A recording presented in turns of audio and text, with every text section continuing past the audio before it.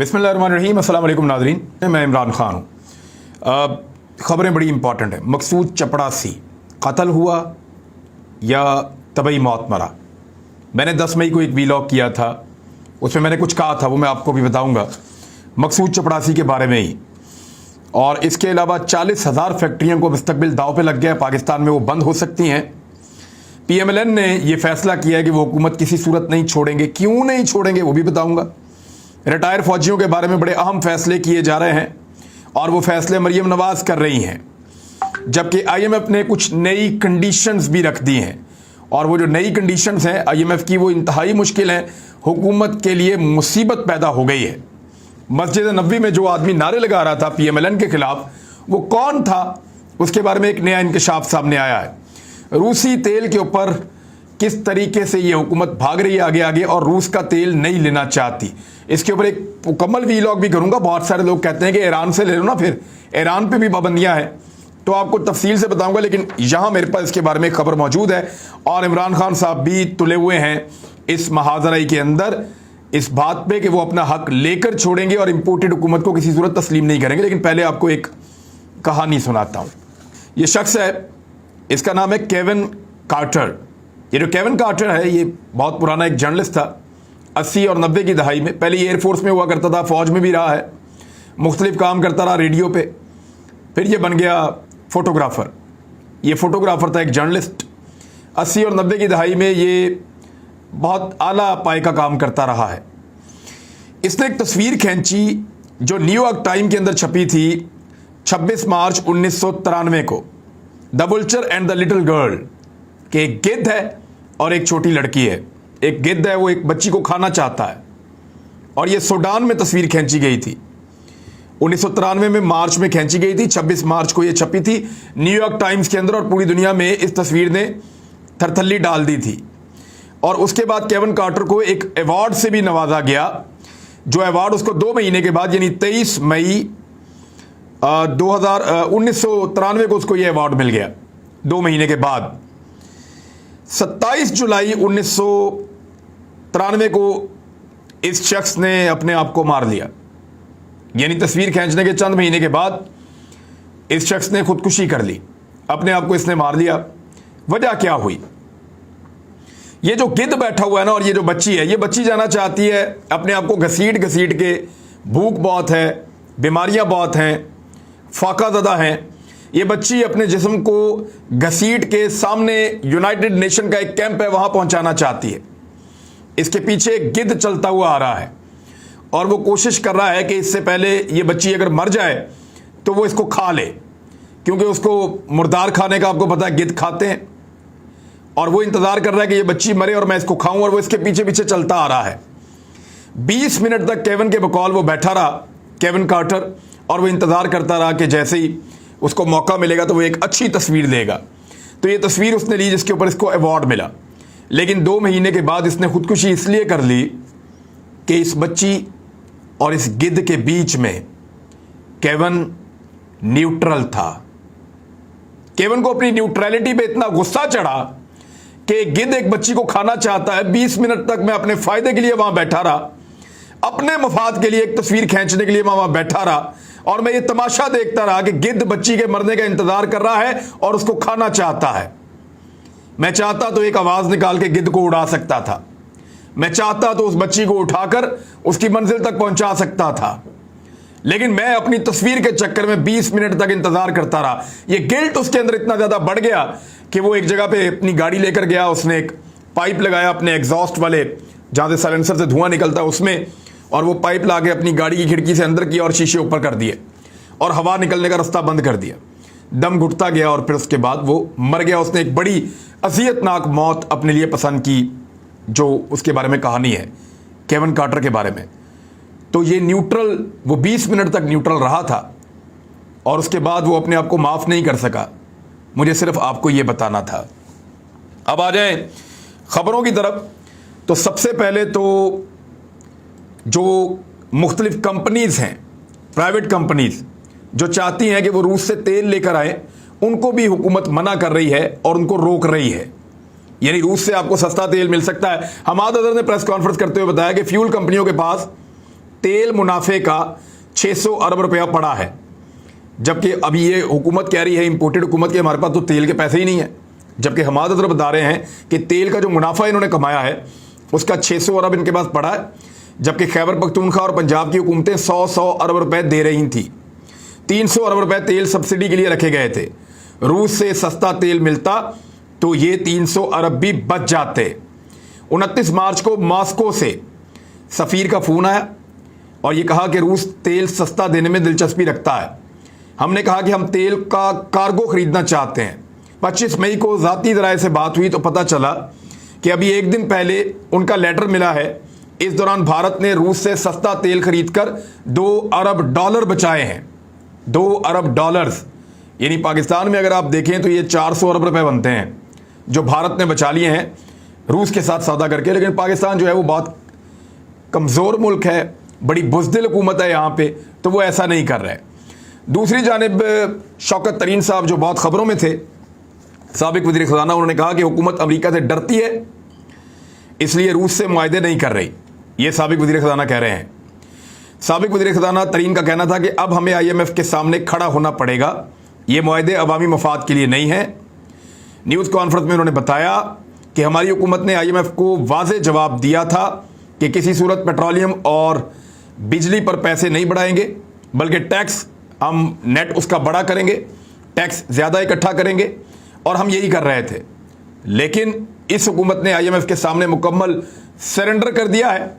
Imported हुकूमत ने एक ही झटके में 7.5 रुपये बढ़ा दिए बिजली के ऊपर और गैस के ऊपर, जिस तरह पैसे इन्होंने बढ़ाए, और अभी मज़ीद बढ़ाने की तैयारी कर रहे हैं।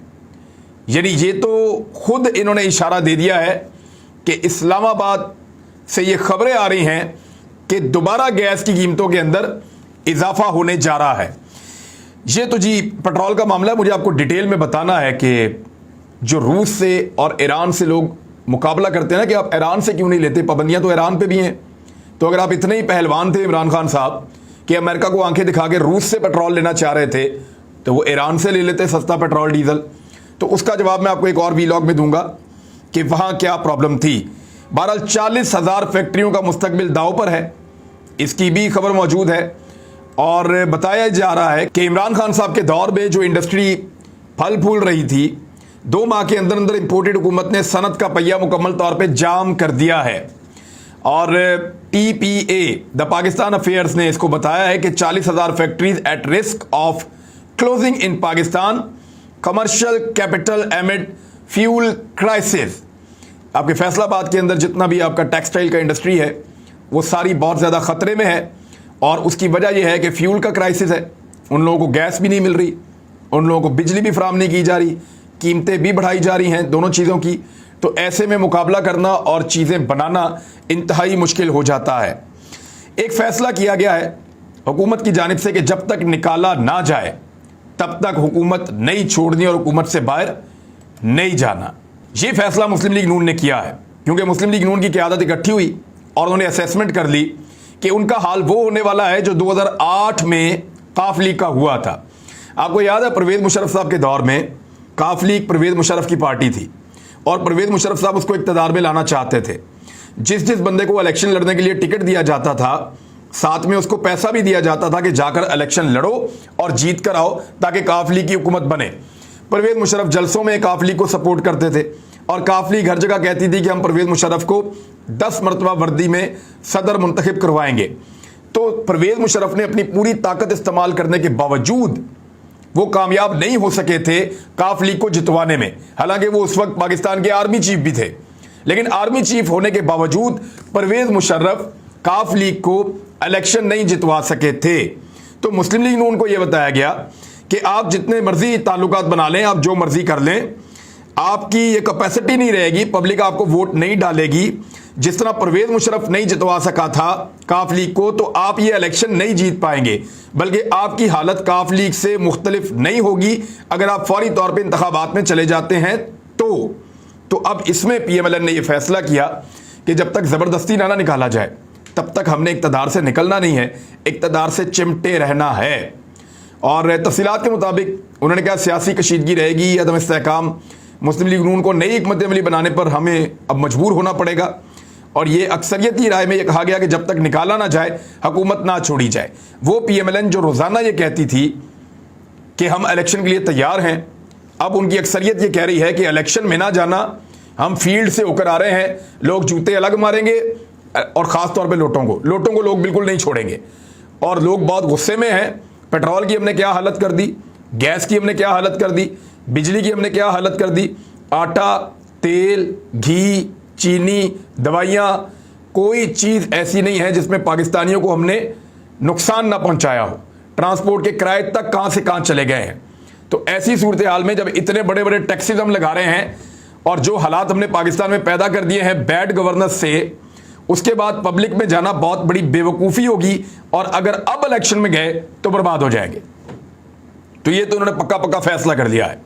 मरियम नवाज साहिबा जो है वो रिटायर फौजी अफसरान के पीछे पड़ गई हैं और मेरी इंफॉर्मेशन के मुताबिक कुछ जो फौजी रिटायर अफसरान हैं जिन्होंने अपनी ज़िंदगियां फ़ौज को दी हैं, उनसे कुछ सहूलियात वापस ले ली गई हैं और वो इसका शिकवा दबे लफ्ज़ों में करते भी हैं। इंफॉर्मेशन भी आती है कि जो सहूलियात रिटायर फौजी के तौर पे, रिटायर अफसरान को तमाम महकमों के जो लोग होते हैं उनको मिलती हैं सहूलियात और उनको यानी पेंशन है, बहुत सारी और चीज़ें हैं, उनका मेडिकल फैसिलिटीज़ हैं, कंटोनमेंट के अंदर उनके बहुत सारे क्लब्स हैं, बहुत सारी चीज़ें हैं, तो उनको वो मुराद उनसे वापस ले ली गई हैं। लेकिन मेरे ख्याल में क्योंकि ये मरियम नवाज साहिबा का आइडिया है तो शायद उनके कहने पर पाक फ़ौज ने रिटायर फौजियों से ये सारी चीज़ें वापस ली हैं, क्योंकि मरियम नवाज साहिबा ने कहा कि रिटायर फौजी मुराद वापस करके सियासत में आ जाएं। और रिटायर फौजी अफसरान की प्रेस कॉन्फ्रेंस के हवाले से उन्होंने कहा कि उन्हें मनाजिर याद हैं जब वो सहाफ़ियों का सवाल दिए बगैर भाग रहे थे। रिटायर फौजियों पर इल्ज़ाम लगाया कि वो तफरीक पैदा करने की कोशिश कर रहे हैं, जो काबिल अफसोस है। और साथ ही उन्होंने ये कहा कि अवाम के टैक्सों का सारा पैसा बनी गाला जा रहा है। और ख़ास तौर पे जो उन्होंने तनकीद की वो ज़्यादा तनकीद उन्होंने रिटायर फौजियों पे की और उन्होंने कहा कि अगर वो चाहते हैं तो वो सियासत में आ जाएं और फ़ौज की मुराद जो हैं वो वापस करें। वो वैसे कुछ लोगों की अभी तक मुबैना तौर पे जो इतलात आ रही हैं उनके मुताबिक उनसे वापस ले भी ली गई हैं। तो मरियम नवाज साहिबा का फार्मूला इस वक्त पाकिस्तान पे चल रहा है, हुकूमत पे चल रहा है, वजारत ख़जाना पे चल रहा है, वजारत दिफा पे चल रहा है। पाक फ़ौज के बारे में वो जो कहती हैं उसी तरह चीज़ें हमें होती हुई दिखाई देती हैं। यानी उन्होंने कहा कि रिटायर फौजियों को उनकी मुराद वापस ली जाएं या वो अपनी मुराद वापस करें। तो इस तरह की खबरें हमें सुनने की बार बार मिलती हैं। मकसूद चपड़ासी के बारे में 10 मई को मैंने एक वीलॉग किया था और उसमें शाहीन सहबाई साहब के हवाले से मैंने एक ख़बर शेयर की थी कि मकसूद चपड़ासी भी खैर मनाए, इसका इंतकाल भी हो सकता है। बहरहाल मकसूद चपड़ासी का 2 रोज़ कबल लगभग 50 साल के करीब इसकी उम्र है और इसका अचानक इंतकाल हो गया और कुछ पता नहीं है कि किस वजह से इसका इंतकाल हुआ। बहरहाल असद खरल साहब ने एक फॉरेंसिक मेडिकल रिपोर्ट जो है वो शाया की है सोशल मीडिया पे। उसमें वो रिपोर्ट पे इंकशाफ करते हैं कि मलक मकसूद वल्द नियाज़ अहमद के जिस्म पर तशद्दुद के निशानात मौजूद पाए गए। मुतवफ़ी की उम्र 50 साल के लगभग थी। मंगल 6 जून सुबह 10:30 पर मौत की इतला मिली। जिस्म के पिछले हिस्सों पर मुस्तहकम सफ़ेद मुख्तसर मशकूक चोटें थी। ये असद खरल साहब का एक ट्वीट है। वो ये कह रहे हैं, जबकि पाकिस्तान तहरीक इंसाफ उनके जो रहनुमा हैं वो बार बार कह रहे हैं कि हमें पहले ही खदशा था। डॉक्टर रिजवान हार्ट अटैक, उनकी मौत हो गई। मकसूद चपड़ासी हार्ट अटैक, उनकी मौत हो गई। एक और ऑफिसर हार्ट अटैक, वो ज़िंदगी और मौत की कशमकश में है। तो मकसूद चपड़ासी एक ऐसा करैक्टर था, यानी जो करैक्टर जुड़ा हुआ मनी लॉन्ड्रिंग के साथ या जो करैक्टर जुड़ा हुआ है उन केसेस के साथ जो शरीफ ख़ानदान के ऊपर चल रहे हैं और जिस तरह मुलाजमों के अकाउंटों के अंदर पैसे आए हैं, उन करैक्टर्स की इस तरह की अचानक अमवात शहबाज शरीफ की हुकूमत में आने के बाद मेरे ख्याल में इस पर एक कमीशन बनाया जाना चाहिए और हुकूमत पाकिस्तान को इसके ऊपर तहकीकात करनी चाहिए और इनकी बॉडीज़ को चेक करें। क्योंकि कुछ लोग कह रहे हैं कि एक ऐसा केमिकल है जो अगर खाने में दिया जाए तो इंसान को हार्ट अटैक हो सकता है। कुछ लोग ये कह रहे हैं और ऐसे खदशात का इजहार लगातार किया जा रहा है। सोशल मीडिया पाकिस्तान का इन चीज़ों के साथ भरा हुआ है।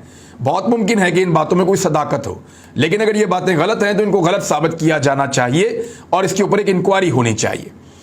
मरियम नवाज साहबा ने क्लेम किया था कि जो शख्स वीडियो बना रहा था नारेबाजी की, जो नारेबाजी हो रही थी वहाँ पे सऊदी अरब में, जो शख्स वीडियो बना रहा था वो शख्स पाकिस्तान तहरीक इंसाफ का था। उसको 3 साल की जेल हो गई।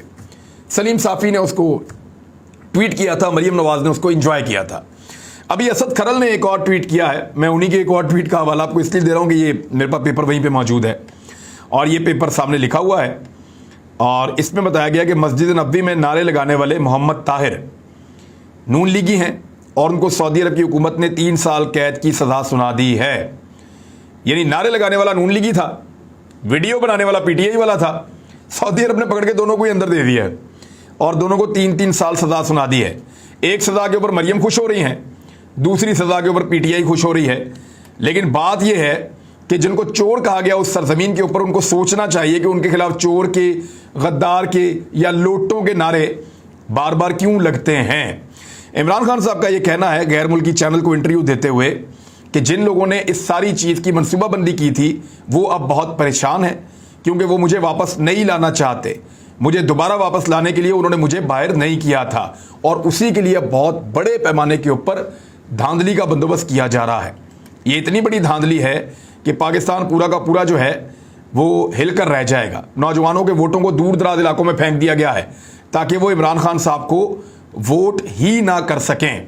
आईएमएफ ने जो शर्त रखी है मुख्तसरन आपको बताता हूं, वो ये कह रहे हैं कि जो सीपैक के मामला था ना, जाके चाइना के साथ दोबारा डील करो खास मामलात को। वो कौन से मामलात हैं एक और वीलॉग में आपको बताऊंगा क्योंकि ये बहुत इंपॉर्टेंट है। चाइना इस पर बहुत नाराज होगा।